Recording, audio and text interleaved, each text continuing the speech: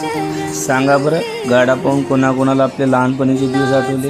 हे बाल गणेश मंडळ आणि आत्ता हे बाल गणेश मंडळाकडे असंच जुगाड असते. चला मग, रामकृष्ण. त्याच्यात जेवढा उल्हास असतो तेवढा कशातच नसतं बरं का, कारण की लहान मुलं वेळीच का देवाघरची फुलं असतात.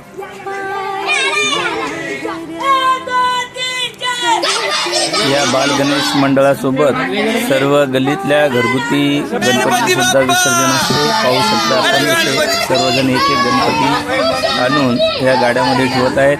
चला, गणपती बाप्पा मोरया.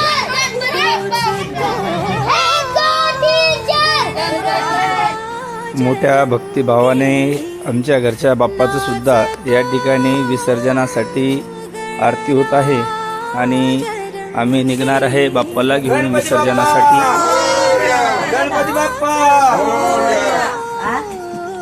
केळीचं पान टरकन फाटलं, गणपती उठ्ठानी कस्तरी वाटलं.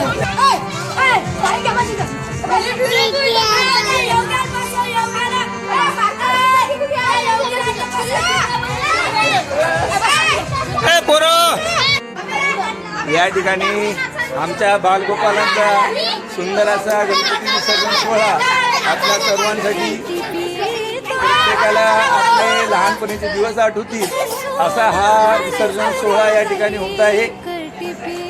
गणपती बाप्पा, गणपती बाप्पा केळीचं पान टरकन फाटलं, गणपती बाप्पा. आता तलाव फुल भरलेला आहे, सगळे पोहून पण येणार आहेत बरं का, तिच्यासाठी आम्हाला जायचं त्याच्यासोबत. बोला गणपती बाप्पा. भेटू पुढं. या ठिकाणी साऊंड लावण्यासाठी सुद्धा जुगाड चालू आहे. ट्रॅक्टरवरती आमचं साऊंड सिस्टम राहणार आहे. गणपती बाप्पा मोरया पाहू शकता. आमचा बाल किती आनंद घेत आहे. लहान मुलांना आनंदी राहायला कारण लागत नाही आणि मोठ्या माणसाला आनंदी होणं अतिशय कठीण विषय असतो, तर यांच्याकडून हे घेतलं पाहिजे. चला.